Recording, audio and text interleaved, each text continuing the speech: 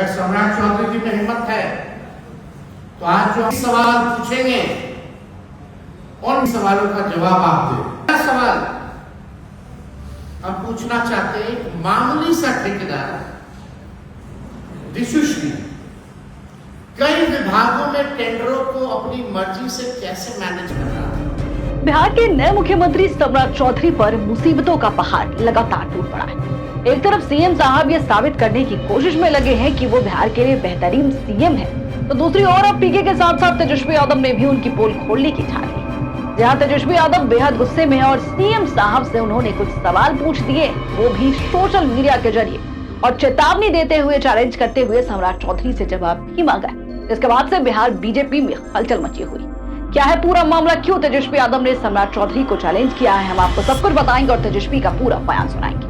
नमस्कार, मैं हूं शालिनी सिंह और आप देख रहे हैं क्यूरियस शालिनी। बिहार में इन दिनों सरकारी ठेकों में कथित भ्रष्टाचार को लेकर ऋषुश्री मामला सबसे ज्यादा चर्चा में।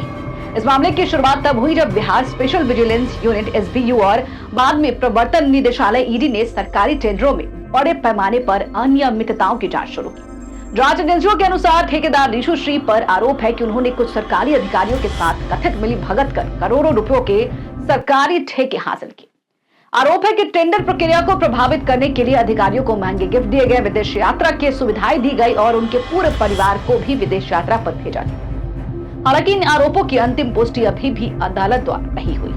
जांच के दौरान ईडी ने कई ठिकानों पर छापेमारी की। एजेंसी के अनुसार डिजिटल डिवाइस, दस्तावेज और अन्य इलेक्ट्रॉनिक साक्ष्य बरामद किए गए, जिनके आधार पर मनी लॉन्ड्रिंग और भ्रष्टाचार के एंगल की जांच आगे बढ़ाई गई, जिसके बाद स्पेशल विजिलेंस यूनिट ने ऋषुश्री को गिरफ्तार कर लिया। लेकिन मामला यही नहीं रुका। जांच में कुछ वरिष्ठ अधिकारियों के नाम भी सामने आए और आने के बाद बिहार सरकार ने दो आईएएस अधिकारियों को निलंबित कर दिया गया। वहीं ईडी की रिपोर्ट के आधार पर सरकार के 5 विभाग और उनसे जुड़े एजेंसियों में तैनात करीब 1 दर्जन अधिकारियों की भूमिका भी जांच के दायरे में। जिसके बाद आपको बता दें कि तेजस्वी यादव गुस्से में और सम्राट चौधरी से सीधा सवाल पूछा है और जवाब भी मांगा है। क्या कुछ कह रहे हैं, तेजस्वी का पूरा बयान सुनो। अगर सम्राट चौधरी जी में हिम्मत है तो आज जो सवाल पूछेंगे उन सवालों का जवाब आप दें। कितने गंभीर है ये पता चलेगा। तो पहला सवाल हम पूछना चाहते हैं, मामूली सा ठेकेदार ऋषुश्री कई विभागों में टेंडरों को अपनी मर्जी से कैसे मैनेज कर रहा है। सरकार का निगरानी तंत्र इतने वर्षों तक क्या कर रहा था, या अपराधियों द्वारा निजी लाभ के लिए सब कुछ नजरअंदाज जो है किया जा रहा था। ईडी की जांच में सामने आए जो चैट्स है, जो ईडी ने जांच की, जो सामने आया, जो पता चलता है कि ऋषुश्री कई वरिष्ठ अधिकारियों के प्रभावशाली कॉकस को सत्ता और सर्वोच्च अधिकारियों का संरक्षण कैसे प्राप्त था। वह अधिकारियों को निर्देश देता है। चार्जशीट में बड़ी मछलियों को छोड़ दिया गया है। क्या ऐसा करने में देरी के पीछे क्या कोई राजनीतिक दबाव है, अथवा सत्ता में बैठे राजनेताओं को खुद पकड़ने जाने का डर है। 2 आईएएस अधिकारियों के निलंबित किया गया। 2 अधिकारी जो आईएएस है उनको निलंबित किया गया, लेकिन चार्जशीट में उनका नाम नहीं है। उनकी तत्काल गिरफ्तारी क्यों नहीं हुई? क्या सरकार को उनसे सबके पत्ते खोल देने की धमकी मिली है कि सबके पत्ते खोल देंगे? भाजपा जदयू ने सत्ता संरक्षित और पोषित भ्रष्टाचारियों को क्यों सजा से इम्यूनिटी क्यों दिया हुआ? वित्त विभाग के तत्कालीन संयुक्त सचिव, जल संसाधन विभाग, भवन निर्माण विभाग के इंजीनियरों की गिरफ्तारी के बाद क्या सरकार ने इस बात की समीक्षा की है कि इन्होंने अब तक कुल कितने करोड़ के सरकारी फंड को डाइवर्ट किया, और अगर हाँ तो इस राशि को सार्वजनिक करने में देरी क्यों की जा रही है? क्या सरकार में बैठे लोगों को इनमें से कट मिलता है? आरोपी विशुश्री पहले से तय करता था कि ठेका किससे मिलेगा और विभागीय का जो टेंडर होता है, जो क्राइटेरिया होता है, जो शर्तें होती है, विभाग उसी हिसाब से तय करता है। पूरा सिंडिकेट है ये। तो हम पूछना चाहते हैं, क्या इस सिंडिकेट के सरगना मुख्यमंत्री और मुख्यमंत्री कार्यालय व निवास में बैठे अधिकारी थे और हैं? जांच में सामने आया है कि सरकारी विभागों में बिल पास कराने और टेंडर देने के बदले 2% से 3.5% तक का फिक्स कमीशन चलता था। क्या ये भ्रष्टाचार के नंग सरकार के जीरो टॉलरेंस के दावों की धज्जियां नहीं उड़ाता? और कई डिपार्टमेंट में, जो कंस्ट्रक्शन वाला डिपार्टमेंट है, जहां ग्लोबल टेंडरिंग होगी वहां तो 30% का चलता है। सीधे क्या सरकार विशुश्री और उनसे संबंधित कंपनियों को मिले सभी टेंडरों की स्वतंत्र न्यायिक जांच कराएगी? जितना भी अभी टेंडर जिसको मिला है, विशुश्री ने कराए हैं, क्या उसका स्वतंत्र जांच होगा उन कंपनियों का, उन टेंडरों का?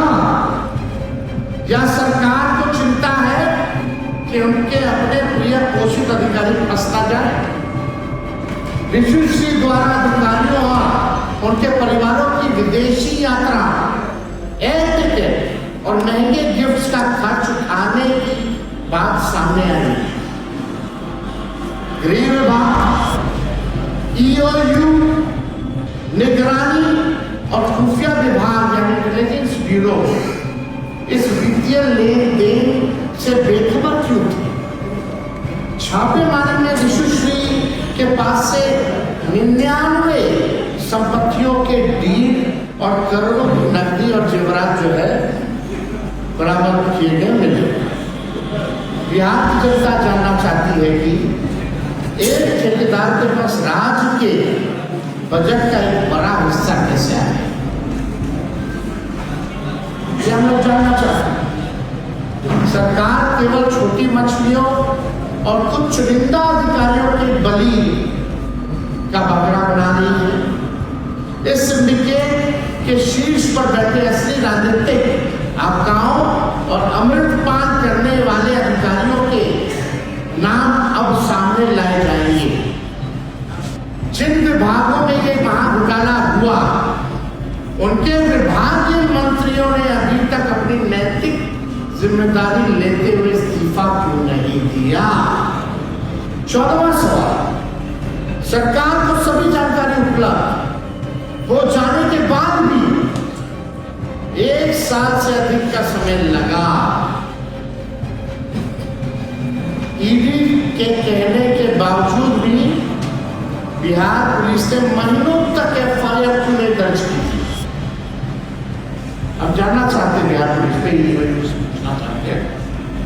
कुछ अधिकारी इस घोटाले को दबाने के लिए दूसरे माध्यमों का सहारा ले रहे हैं। बिहार सरकार के वकील विशुश्री के खिलाफ कोर्ट में उपस्थित क्यों नहीं हुए?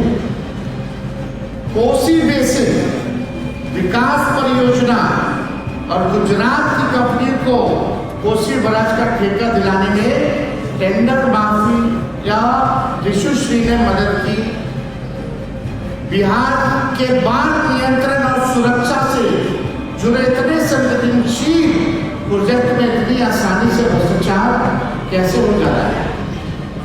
क्या सरकार का पूरा आंतरिक ऑडिट सिस्टम और विजिलेंस विभाग पूरी तरह से ध्वस्त हो चुके हैं? जो इस स्केल के महाघोटाले को समय समय पर उजागर नहीं कर सकता है, या सभी इस भ्रष्टाचार में शामिल है? ये ना हो सकता है।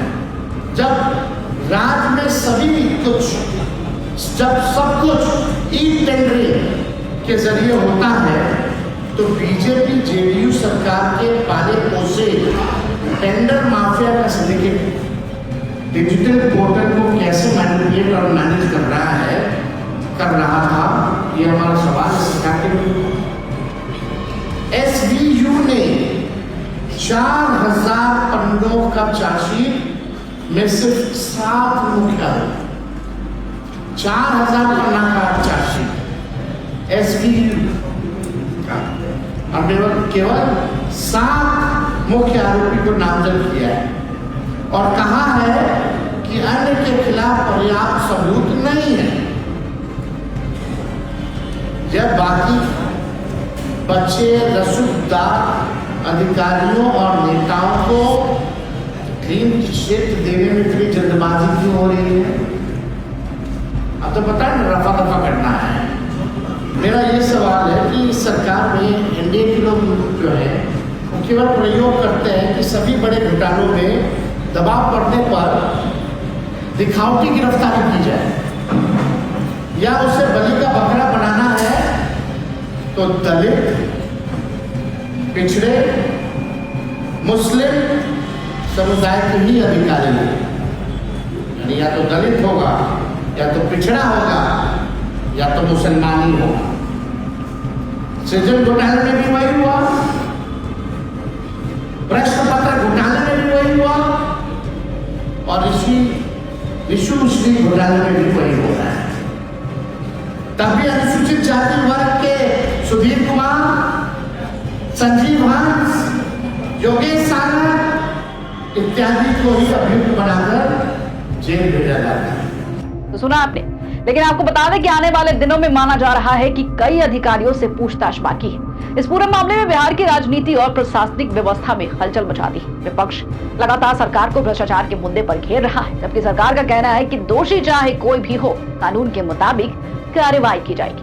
फिलहाल ऋषुश्री न्यायिक हिरासत में है और जांच जारी है। लेकिन आपको बता दें कि ये भी याद रखना जरूरी है कि जांच एजेंसियां द्वारा लगाए गए आरोप अभी भी न्यायिक परीक्षण के अधीन है। इसमें अंतिम फैसला अदालत के निर्णय के बाद ही माना जाएगा और आने वाले दिनों में ईडी और एसबीयू की जांच इस मामले में कई और बड़े खुलासे भी कर सकती है। देखना बेहद दिलचस्प होगा कि ऋषुश्री आजाद होकर बाहर निकलते हैं या फिर उन्हें कड़ी सजा मिलती है। फिलहाल इस खबर में इतना ही, लेकिन आपकी क्या राय है हमें कमेंट बॉक्स में लिखकर जरूर बताएं। बने रहे हमारे साथ और देखते रहिए क्यूरियस शालिनी।